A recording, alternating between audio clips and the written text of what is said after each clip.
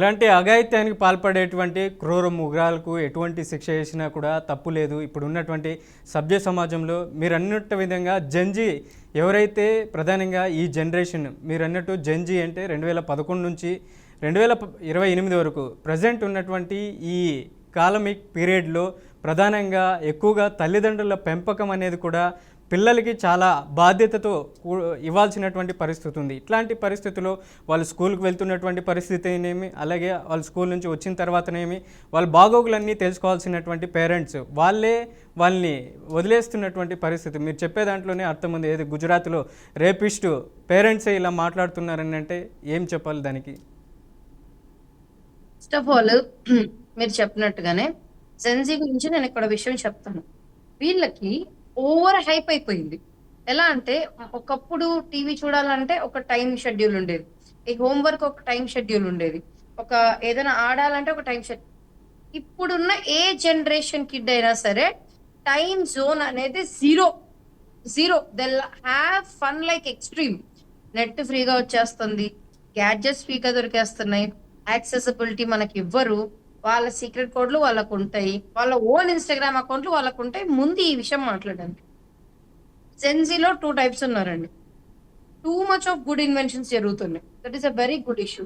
అంటే ఒకప్పుడు మనం చదివిన స్కూల్సే ఓపెన్ లైక్ ఒలింపియాడ్ ఇలా చదువుకున్న స్కూల్స్ లోనే now they are creating wonders education wise. ఇంకొంతమంది ఉంటారు, వాళ్ళు ఏం చేస్తున్నారంటే జస్ట్ బికాజ్ ఇన్స్టాగ్రామ్ లో ఫేమస్ అవ్వడానికి చెయ్యని అడ్డమైన పని అంటూ లేదండి.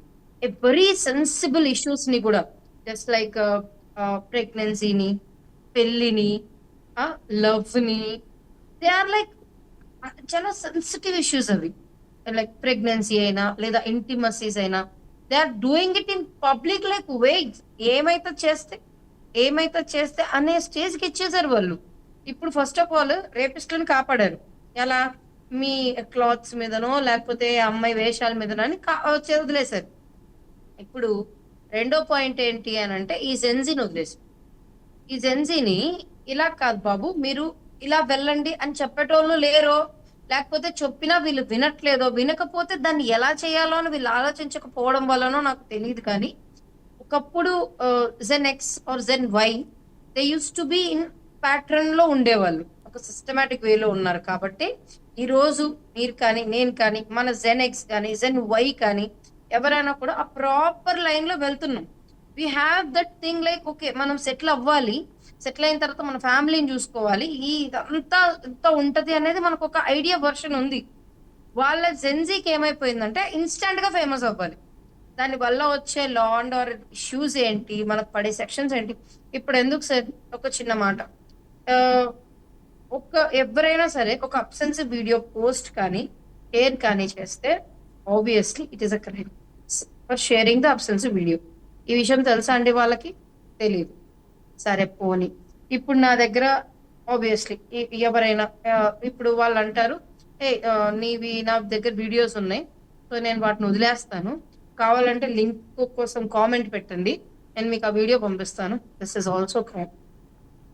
Everything they are doing right now is a crime. And especially prank. ఆ ప్రాంక్స్ ఉన్నాయి చూసారా, ఆ ప్రాంక్స్ అంత దరిద్రం ఇంకేదీ లేదు. You are showing some other persons face or some other persons actions ఈ వీడియోల ద్వారా నువ్వు క్యాప్చర్ చేసి నువ్వు పబ్లిక్ లో వదులుతున్నావు. అంటే వాళ్ళకంటూ ప్రైవసీ ఉండదా? ఆర్ ఎల్స్ వాళ్ళకి ఏదైనా ఒక ఫనీ థింగ్ అని మీకు అనిపించేది వాళ్ళకి సెన్సిబుల్ గా అనిపిస్తే వాట్ విల్ యూ డూ? అప్పుడు ఏం చేస్తారు వీళ్ళు? వాళ్ళు కేసు పెడతారు, లేదా వాళ్ళు ఏదైనా వాళ్ళ ఫ్యామిలీ వల్ల ఏదైనా చిన్న ఇష్యూ జరుగుతుంది, వీళ్ళు వెళ్ళి క్లియర్ చేస్తారా?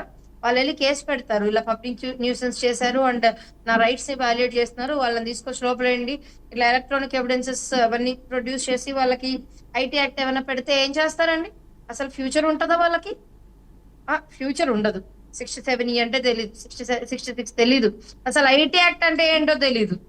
అసలు బిఎన్ఎస్ లో కొన్ని సెక్షన్స్ ఉంటాయండి, వీళ్ళు చేసేదానికి పబ్లిక్ న్యూసెన్స్ కి గానీ వీళ్ళు చేసే అబ్సీనిటీ ఇష్యూస్ వల్ల గానీ ఎంత చిరాకు వస్తుందంటే, ఒక వీడియో ఆన్ చేస్తే వీళ్ళే కనపడతారు, ఒక యూట్యూబ్ ఆన్ చేస్తే వీళ్ళే కనిపిస్తారు. ఈ నేను పైన చెప్పిన ఏ ఒక్క సెక్షన్ లోనో ఒక్కసారి ఎఫ్ఐఆర్ అయిందనుకోండి, ఒక క్రిమినల్ యాంటిసిడెంట్ మీకు వెనకాల వచ్చినట్టే కదా. అదేమన్నా కోట్ల డబ్బుల వెనకేసుకోవడానికి ఒక క్రిమినల్ యాంటిసిడెంట్ తో క్రిమినల్ యాంటిసిడెంట్ అది అక్విట్టాలా లేకపోతే మీరు దాంట్లో కన్విక్టా అవన్నీ అనవసరం. వన్స్ క్రిమినల్ యాంటిసిడెంట్ పడింది అంటే ఇట్ ఇస్ రిజిస్టర్డ్, నీ ఆధార్లోకి ఎక్కేసినట్టే. ఇంకా అవన్నీ వీళ్ళకి తెలియట్లేదండి. అదే ఇక్కడ ప్రాబ్లం. ప్రాపర్ గైడెన్స్ లేకపోవడం, కెరియర్ మీద ప్రాపర్ ఫోకస్ లేకపోవడం, ఇన్స్టాంట్ ఫేమస్, ఈ 3 ఇష్యూస్ వల్లనే ఈ రోజు వీళ్ళందరూ రోడ్లు ఎక్కడం జరుగుతుంది. ఈ ఈ దరిద్రం అంతా, ఈ దాష్టికం అంతా మనం చూడవలసి వస్తుంది. మీరు చెప్పండి, 13 ఇయర్స్ కిడ్ అంటే 8th క్లాస్ ఉంటుంది, 14 ఇయర్స్ పిల్లలు 9th, 15 అంటే 10th. వచ్చి ఓపెన్ గా మాట్లాడుకుంటే ఫర్ ఆన్ స్టాండ్ 13 ఇయర్స్ కి మెన్స్ట్రువల్ సైకిల్ అనే సబ్జెక్ట్ కూడా రాదు సార్. 15 ఇయర్స్ కి వస్తుంది సార్. రిప్రొడక్టివ్ సిస్టమ్ అనేది కూడా రాదు సార్. 13 ఇయర్స్ కి 15 ఇయర్స్ కి వస్తుంది. ఇంత ఏజ్ లో they are actually planned for a gang rape అంటే just imagine the mind set or imagine this audacity to think that level. ఆ లెవెల్ వీళ్ళు వెళ్ళిపోయారంటే what kind of movies they are watching, what kind of websites they are opening. వాళ్ళ phones ఎందుకని tap అవ్వట్లేదు, track చేయట్లేదు. Parents అన్నప్పుడు you have to make some parental controls. అవన్నీ ఎందుకు పెట్టట్లేదు సార్? మేము చదువుకోలేదు, వాళ్ళు ఫోన్ తీసుకుంటారు అని ఇది ఒక కొత్త ఇష్యూ రేట్ చేస్తారు. ప్రతిదీ ఫోన్ లో ఉంటది కదా సార్, దానికి ఒక పరిమితి ఉంటది కదా సార్. 1/2 అవర్ 1 అవర్ పక్కన కూర్చోండి, నువ్వేం రాస్తున్నావు, ఇదేంటి అదేంటి అని ఒక క్వశ్చన్ అడిగితే ఏమైంది sir? Everybody is busy in making their own lives and their own phones and their own life. దాని వల్లే సార్ ఇవన్నీ జరుగుతుంది. రైట్. అంబికా గారు, జెన్ వై జనరేషన్ ఏదైతే ఉందో ప్రధానంగా ఆ రోజుల్లో టెక్నాలజీ కూడా డెవలప్మెంట్ అవ్వని రోజులు అవి. ప్రధానంగా ఫ్యూచర్ మీద ఒక ఫోకస్ అనేది ఉండేది, కెరీర్ మీద ఫోకస్ ఉంటుంది, ఎలాగా ఇమాజిన్ చేసుకునే వాళ్ళు. అట్లాంటి పరిస్థితుల్లో కూడా ప్రధానంగా వాళ్ళకి అనేది ఒక గైడెన్స్ ఇచ్చేవాళ్ళు అప్పటి రోజుల్లో. అప్పుడు మొబైల్ లేనటువంటి రోజులు అవి. ఇప్పుడు ప్రధానంగా జెన్జీ జనరేషన్ మీరు అన్నట్టు విధంగా మొబైల్స్ వచ్చేసాయి. ప్రధానంగా సోషల్ మీడియాలో ఎక్కడ చూసినా విపరీతమైనటువంటి ఇన్స్టాగ్రామ్, వాట్సాప్, ఫేస్బుక్ ఇలాంటి చిన్న పిల్లల దగ్గర నుంచి పెద్దవాళ్ళ వరకు ఒకటేగా యూజ్ చేస్తున్నటువంటి పరిస్థితుల్లో ప్రధానంగా ఇవి సోషల్ మీడియాలో జరిగేటువంటి ఇన్సిడెంట్లను చూసే ఇవి పరిస్థితులకు దారి తీస్తున్నాయి అనుకోవచ్చా ఈ జెన్జీ జనరేషన్లో? జస్ట్ మీకు సపరేట్ వెబ్సైట్స్ కూడా అక్కర్లేదు సార్. యూట్యూబ్ లో కొన్ని ఛానల్స్ ఉంటాయి సార్, ఇంకా ఓన్లీ అబ్సెన్సివ్ పనులు చేయడానికి, సెక్షువలైజింగ్ ఆర్ ఇంటిమేట్ సీన్స్ చూపించడానికి, ఆర్ఎల్స్ ఈ సెక్షువల్ అండ్ ఇంటెన్సివ్ వీడియోస్ చేసే వాళ్ళని ఇంటర్వ్యూలు చేసేవాళ్ళు.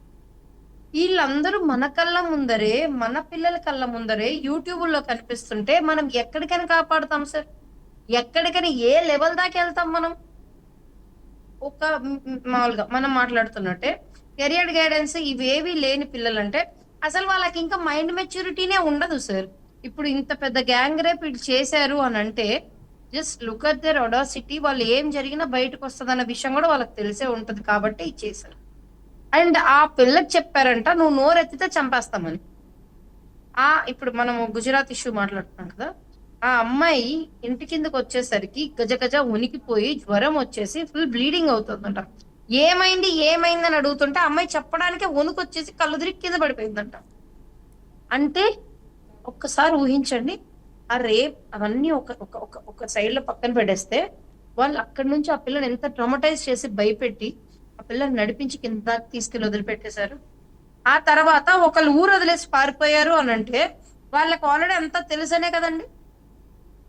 ఆ బాబుకి కానీ, వాళ్ళ అమ్మకి కానీ, వాళ్ళ నాన్నగారికి కానీ అన్ని తెలుసనే కదండి దాని ఉద్దేశం. అంటే వాడు ఇంట్లో చెప్పుకోగలిగేంత ధైర్యం కూడా వాడికి ఇంట్లో ఇచ్చారు వీళ్ళు. ఫ్రీడమ్ ఇవ్వడం తప్పు కాదు సార్. ఆ పిల్లలకి ఇచ్చే ఫ్రీడమ్ లో వాళ్ళకి మనం ఎంత బ్రెయిన్ ఫీడ్ చేస్తున్నాం అనేది కూడా ఇంపార్టెంట్.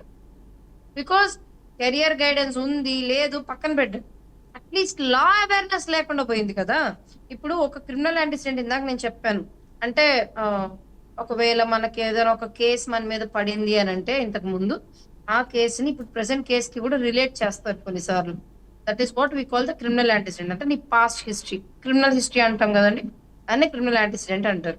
సి అలాంటిది ఒకటి పడితే నీ లైఫ్ ఏమైపోతుంది అనే భయం ఇంగితం కూడా లేకుండా వాళ్ళు ఇంత చేశారంటారా? వాళ్ళకి అవన్నీ తెలిసే చేస్తారు sir. This Gen Z is a very far away batch. అక్కడ దాకా ఎందుకు సార్, రీసెంట్ గా చిత్తూరులో పిన్స్ అని ఒకటి దొరికింది, మీకు ఐడియా ఉంటుంది. సో ఆ పిన్స్ టాపిక్ మీకు చెప్పనా నేను. ఆ పిన్స్ అనేవి యాక్చువల్ గా తమిళనాడులో it is a very tip drug అనమాట. అంటే అది ఎగ్జాక్ట్లీ ఇక్కడ టంగ్ కింద పెట్టుకుంటారు సార్. అది దానికి స్మెల్ రాదు, ఏమీ రాదు. నార్మలైజ్డ్ గా ఉంటది అది. చాలా నార్మల్ గా ఉంటది అది. Still it works like a epic drug అండి అది. ఎలా సార్? వాళ్ళకి ఎలా తెలుస్తుందండి ఈ పిన్స్ అనేవి ఇవన్నీ ఇలా ఉంటాయని వాళ్ళకి ఎలా తెలుస్తుంది సార్? ఇలానే ఉంటుంది సార్. అంటే ఒక లుక్ ఓవర్ అనేది లేనంత వరకు పిల్లలు ఇలానే తయారవుతారు. ఈ గాంజాయి బ్యాచ్ అవ్వనివ్వండి, ఈ పిన్స్ బ్యాచ్ అవ్వనివ్వండి. ఇప్పుడు నారా లోకేష్ గారు దాని మీద సీరియస్ గా ఒక జీవో రిలీజ్ చేశారు. ఎక్కడైనా సరే పిన్స్ అమ్మడం గాని లేదా వాటి గురించి ఏదైనా ఆ చుట్టుపక్కల్లో గాని మీకు ఎక్కడైనా రెసిడ్యూల్స్ దొరికినా సరే ఖచ్చితంగా డ్రగ్స్ ఐ మీన్ ఎన్డీపీఎస్ కింద మిమ్మల్ని లోపల ఇస్తానని చెప్పేశారండి. అలా చెప్పారు. అలా చెప్పారు కాబట్టే కొన్ని కొన్ని షాప్స్ లో ఇప్పుడు అవి తీసేశారండి. ఇది ఓన్లీ చిత్తూరు తమిళనాడు బార్డర్ లోనే జరిగింది అనుకుంటే పొరపాటు. ఆ దారుణం స్కూల్స్ దాకా పాకి స్కూల్స్ నుంచి బయటపడింది సార్ ఈ ఇష్యూ. అలా అలా అంటే వీళ్ళు ఏంటంటే ఎవల్యూషన్ అనేది ఇటువైపు నుంచి వెళ్ళట్లేదు, రైట్ పాత్ లోకి వెళ్ళట్లేదు. They are turning into darkest side of the evolution. That is where we are failing. Maybe లా అవేర్నెస్ ఉన్నందని చెప్పాలా, లేకపోతే దానివల్ల ఏం కాదన్న ధైర్యంతో ఇలా చేస్తున్నారో అర్థం కాదు. But still crime is a crime, heinous act is a heinous act. Obviously వాళ్ళకైతే శిక్ష పడే తీరుతుంది. అండ్ ఒక్కొక్కసారి ఎలా ఉంటదంటే అడల్ట్ ట్రయల్స్ అంటారు సార్. కొన్ని కొన్ని క్రైమ్స్ కి వీళ్ళకి అందరికి జువినైల్ లోనే చేస్తారని లేదండి. కొన్నిసార్లు అడల్ట్ ట్రయల్స్ అంటారు. అంటే when your act is precisely done, like ఎలా అంటే ఒక పని ఎప్పుడైతే నువ్వు అడల్ట్ లా చేసావో నువ్వు శిక్ష కూడా అడల్ట్ లాగే తీసుకుంటావు. దాన్నే అడల్ట్ ట్రయల్ అంటారు. సో అప్పుడు జువినైల్ వర్కౌట్ అవ్వదు సార్. అది ఎన్ని చెప్పినా ఏం చేసినా సార్ జువినైల్ వర్కౌట్ అవ్వదు వాళ్ళకి. రైట్. మొత్తానికి ఏదైతే 6 ఏళ్ల చిన్నారి మీద గుజరాత్లో ఈ అఘాయిత్యానికి ఒడిగట్టినటువంటి ఈ కామాంధులకు కఠినమైనటువంటి శిక్ష పడాలనేసి ప్రతి ఒక్కరూ అక్కడ ప్రార్థిస్తున్నటువంటి పరిస్థితి ఉంది. మొత్తానికి ఆ అమ్మాయి పరిస్థితి కూడా చాలా సివియర్గా ఉన్నటువంటి పరిస్థితి ఉంది. హాస్పిటల్లో బెడ్ మీద ట్రీట్మెంట్ అందుతున్నటువంటి పరిస్థితి ఉంది. మరి ప్రభుత్వం కూడా కఠినమైనటువంటి చట్టాలు కూడా తీసుకురావాలి, ఇలాంటి వారి మీద కఠినమైనటువంటి శిక్షలు కూడా వేయాలనేసి మనమంతా కోరుకుందాం. రైట్. ప్రధానం మరొక అంశం మీదకి వెళ్దాం. ఏదైతే ఇక్కడ ఉన్నటువంటి కాలేజ్ స్టూడెంట్స్ దగ్గర నుంచి స్కూల్ స్టూడెంట్స్ వరకు గంజాయి మత్తుకి అలవాటు పడి, ఈ మత్తు పదార్థాలకు అలవాటు పడి విపరీతమైనటువంటి ఎక్కడికెక్కడ నేరాలకు పాల్పడుతున్నటువంటి పరిస్థితి ఉంది. వాళ్ళ పట్ల ఏదైతే పోలీసులకు దొరికినటువంటి పరిస్థితులు ఎటువంటి శిక్షలు వేసేటువంటి అవకాశం ఉంది, వాళ్ళకి ఏ సెక్షన్లు వర్తిస్తాయి ప్రధానంగా? ఫస్ట్ ఆఫ్ ఆల్ సార్, కన్స్యూమేషన్ అంటే తీసుకోవడం. ఓకే, కన్స్యూమేషన్ కి ఒకలాంటి శిక్ష ఉంటుంది. లేదు కన్స్యూమేషన్ కాదు ఓన్లీ అమ్మడం అయితే ఇంకొక శిక్ష ఉంటుంది. సో వాటిని బట్టి వాటి యొక్క నెగోషియబుల్ క్వాంటిటీస్ ఉంటాయండి. ఇప్పుడు ఒకవేళ గాంజాయి అంటే గ్రీన్ వీడ్ అనుకోండి, వీడ్ అయితే కేజీస్ లెక్కన మనకు క్రైమ్ అనేది ఇంక్రీజ్ అవుతుంది. లేదు it is all about like white substance materials అయితే దాని లెవెల్ వచ్చేసి మరీ దారుణంగా గ్రామ్స్ లో, కొన్ని కొన్ని అయితే ఎంజీస్ లో కూడా మనకి పాయింట్ మిల్లీస్ లో కూడా it will be considered as some other kind of crimes అన్నమాట. సో వన్స్ ఎన్డీపీఎస్ కేసు పడింది అంటేనే మైండ్ లో ఫిక్స్ అయిపోవాలి బ్లంట్ గా, అదేంటంటే there is no way coming back. ఎందుకు ఈ మాట అంటున్నానంటే ఎన్డీపీఎస్ లో నవడేస్ బెయిల్ రావడం గురించి పక్కన పెట్టండి, కన్స్యూమేషన్ బెయిల్స్ కూడా ఇంపాసిబుల్ అవుతున్నాయి. కన్స్యూమేషన్ ఈ లెవెల్లో ఎట్లుంటుందనంటే ఆబ్వియస్లీ అమ్మడం ఆ లెవెల్లో ఉన్నప్పుడు డిమాండ్ అండ్ సప్లై అంటాం కదా, అలా డిమాండ్ ఆ లెవెల్లో ఉంది కాబట్టి సప్లై కూడా ఈ లెవెల్లోనే ఉంది.